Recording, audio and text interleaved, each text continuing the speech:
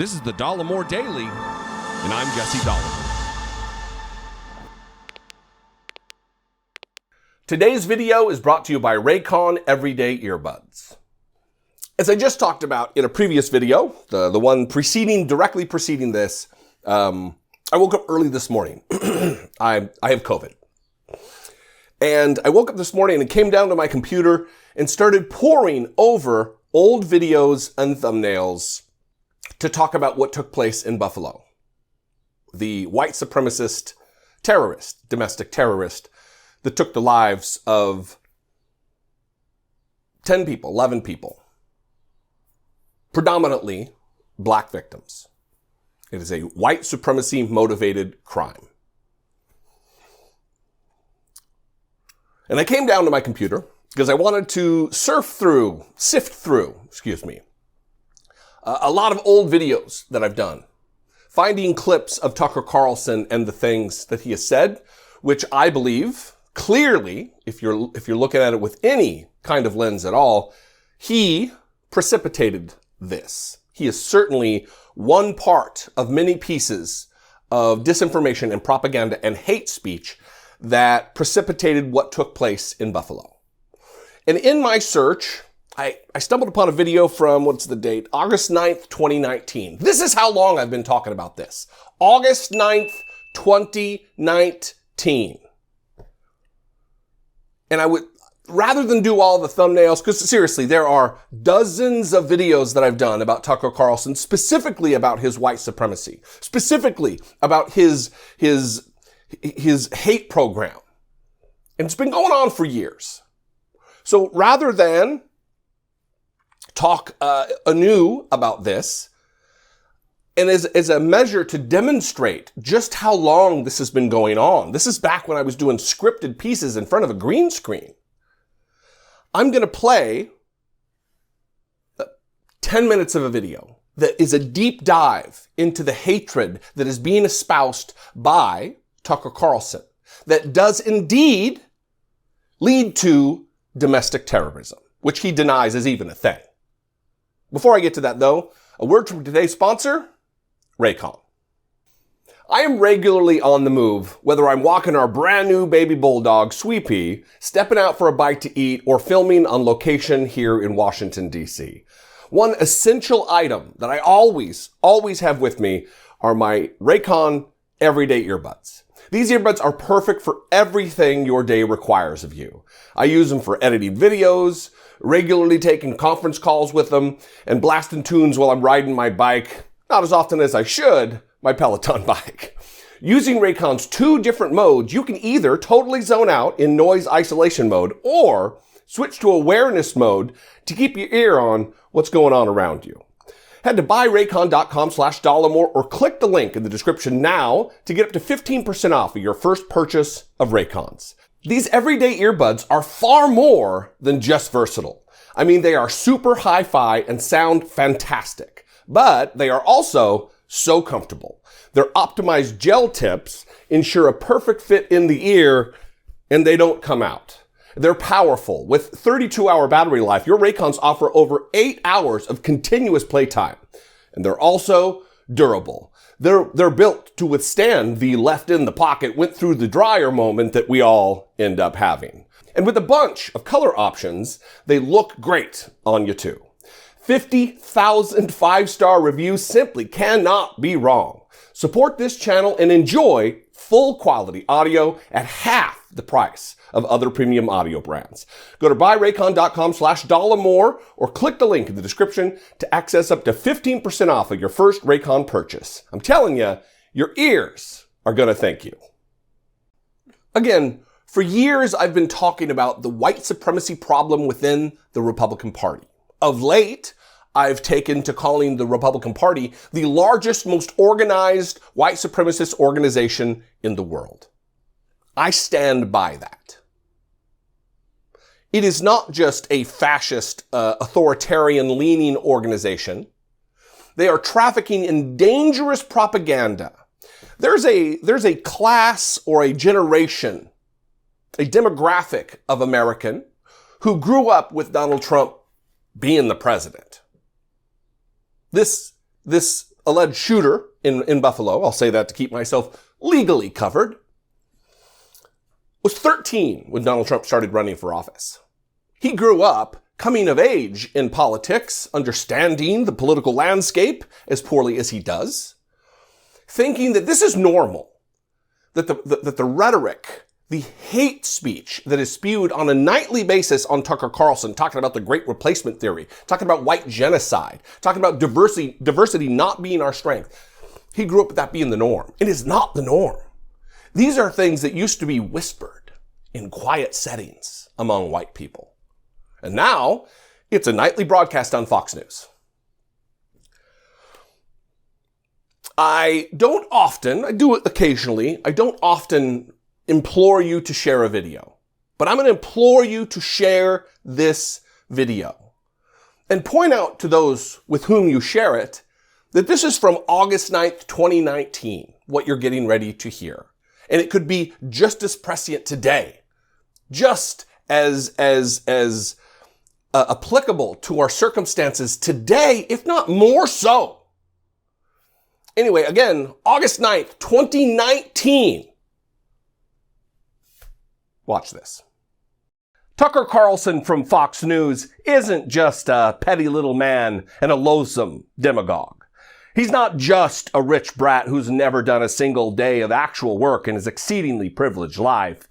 And he's not just a dude who always has a look plastered on his face like a dog who's super confused about a magic trick he just saw. Tucker Carlson is also a white supremacist. Just because he wears a suit and tie and reads from a teleprompter each weekday evening on a major cable news network doesn't mean he's not a virulent, venom-spewing radical. Tucker Carlson doesn't have to look like his unwashed, toothless brethren to be one of them. In many ways, he's more dangerous because he passes. He passes as respectable. He passes as conventional. When in fact, he is anything but. He's more dangerous maybe because while he would never get his own hands dirty with the committing of a violent hate crime, he promotes and legitimizes the very ideologies that whip into a frenzy the types who will get their hands dirty. The other night on his evening white supremacy fireside chat, Tucker Carlson made a ridiculous and impassioned claim about white supremacy and the very real threats of violence that its adherents pose to many non-white and marginalized groups here in the United States and around the globe. He, with a straight face, claimed that not only it's not an actual threat, white supremacy, but that it's a lie and a hoax. But the whole thing is a lie. If you were to assemble a list, a hierarchy of concerns, of problems this country faces, where would white supremacy be on the list? Right up there with Russia, probably. It's actually not a real problem in America. The combined membership of every white supremacist organization in this country, would they be able to fit inside a college football stadium? I mean, seriously. This is a country where the average person is getting poorer, where the suicide rate is spiking. White supremacy, that's the problem. This is a hoax. Just like the Russia hoax. It's a conspiracy theory used to divide the country and keep a hold on power. That's exactly what's going on. Victor Davis Hanson knows this better than anyone. He's a senior fellow at the Hoover Institution, and he joins us tonight. Professor, thank you very much for coming on. White supremacy, I've lived here 50 years. I've never met anybody, not one person, who ascribes to white supremacy. I don't know a single person who thinks that's a good idea. They're making this up. And it's a talking point which they are using to help them in this election cycle, obviously, because Russia died. But my question to you is, what does it do to the country? At what cost? Now, before I prove Tucker wrong with something his nightly broadcast is sadly bereft of, which is an evidence-based outlook, I want to talk about why on earth he would make stupid claims such as this. Why would he claim there isn't such a thing as white supremacy or an organized movement of white supremacists in the United States when he has been openly and aggressively praised by some of its most visible leaders? Here is the face-punchable Nazi, Richard Spencer, who seems to have no lack of positive things to say about his fellow traveler. If someone were to ask me who's the most based, interesting, and impactful mainstream conservative commentator, the answer is easy. Tucker. He's willing to go places the others aren't, and he can be sharp and witty, a definite improvement over people like Bill O'Reilly. And here is former Grand Wizard of the Ku Klux Klan just today, David Duke, laughably agreeing with Tucker about white supremacy being a lie. Tucker is right. White supremacy is a Zio media conspiracy theory. The term is itself a lie. Millions of white activists are not, quote-unquote, supremacists. We seek not to oppress or destroy any race.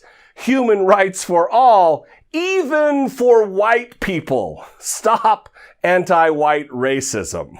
I mean, you know, when the former Grand Wizard of the KKK says white supremacy is a hoax, it must be right? Look, Tucker Carlson is certainly not guilty of being a white supremacist based solely on the warm words of praise and that avowed racists, white nationalists, and white supremacists have for him. But it absolutely highlights common value, common philosophy, and common ideology. I mean, I don't have diseases like David Duke or Richard Spencer tweeting attaboys to me after I articulate the things I believe. They're not calling me or the words I speak based, interesting, or impactful. Now, as far as Tucker Carlson's claim that the whole thing is a lie and a hoax, weird, right? Weird that a rich white dude who traffics in the same racist white supremacist language and same racist white supremacist conspiracy theories doesn't think white supremacy is a problem. Come on, Tucker, you intellectual toilet brush.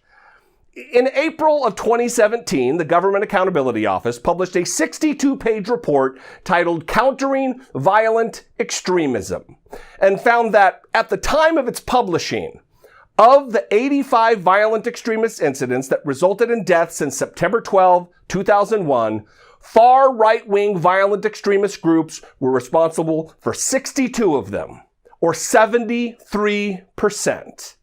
This report documents dozens and dozens of incidents involving white nationalists, neo-Confederates, neo-Nazis, skinheads, and white supremacists. Incidents fueled by racist hate that resulted in death. A lie, a hoax. Tucker. In May of 2017, a joint intelligence bulletin from the Department of Homeland Security and the FBI stated that we assess most white supremacist extremist lethal violence over the next year very likely will derive from the capabilities of lone offenders or small cells, rather than the resources of larger groups, due to the decentralized and often disorganized status of the white supremacist extremist movement. Although plot-derived mass casualty violence remains possible, we judge it more likely that violence will continue to be spontaneous and involve targets of opportunity. Despite a lack of shooting attacks in 2016, firearms likely will continue to pose the greatest threat of lethal violence by white supremacist extremists due to their availability and ease of use. And that, again, is a joint intelligence bulletin entitled White Supremacist Extremism Poses Persistent Threat of Lethal Violence. And that's from the Department of Homeland Security and the Federal Bureau of Investigation. A lie, a hoax. Come on, Tucker. And as always, I encourage you not just to take my word for it. Listen to Christopher Wray, the director of the aforementioned FBI.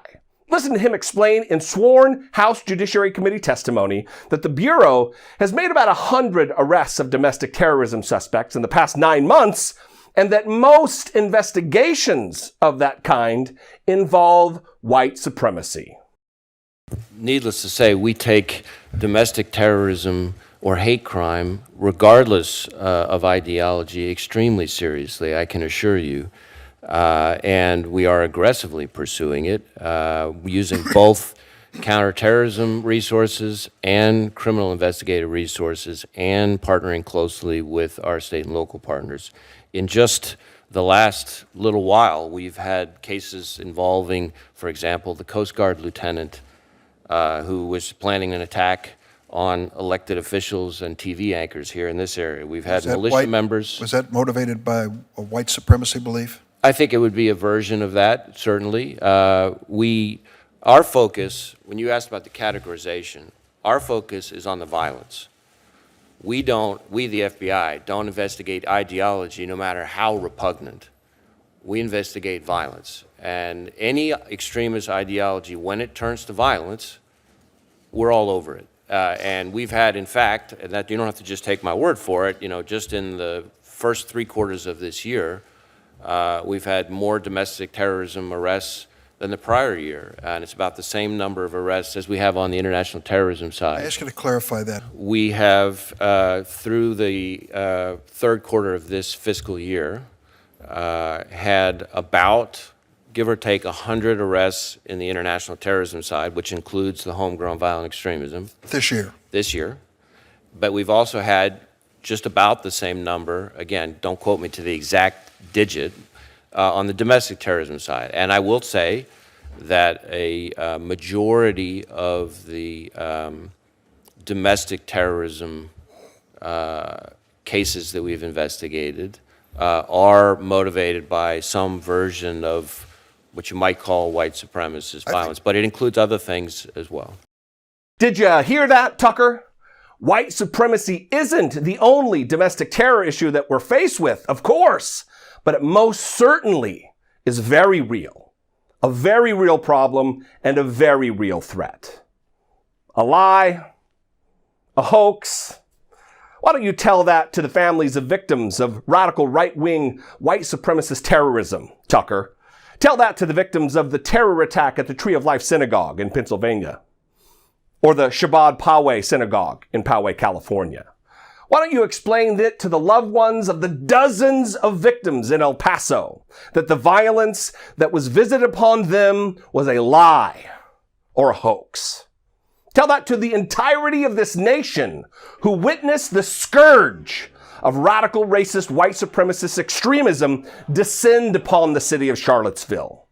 I guess these very fine people, as your dear leader calls them, I guess they aren't white supremacists or white nationalists.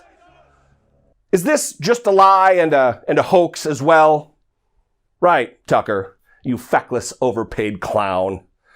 Tucker, you yourself are a revolting white supremacist. Your nightly yapping in service to the dangerous and injurious racist philosophies don't go unnoticed. You can't spend years building a house upon a foundation of white supremacy and then once it turns to sand and the truth begins to wash it away, deny what your exact address was. And we're learning more and more over the course of the past 3-4 years that absolutely it's not a hoax. And he is a liar for trying to perpetrate that. To say that I've never met someone who's a white supremacist.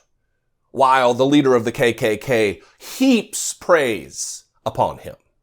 Richard Spencer, the Nazi face seen punched around the world, heaps laudatory praise on Tucker Carlson. The Republican Party is a terrorist organization. It is what it is. What do you think? I would love to know. You can call, leave me a brief voicemail, 714-576-4054. Of course, you can email me, daily@dollemore.com. Excuse me, as I try not to cough. Follow me on social media. I would appreciate it very much. I am at Dollemore just about everywhere. Instagram, Twitter, TikTok. And if I bring you value, please consider supporting my work here on the platform for as little as $1.99 a month. You can help broadcast this message. You can help in supporting what I do here, helping produce what I do here. You can click the join button below, become a channel member, or you can go over to patreon.com/IDoubtItPodcast. Anyway, I'm gonna go take a nap and try to get better, drink lots of fluids. I love you guys. I appreciate all of your concern, all of the well wishes and the messages. You are beautiful people who I am proud to be associated with. Anyway, I'll see you next time. Until I do, be genuine. Take care of one another.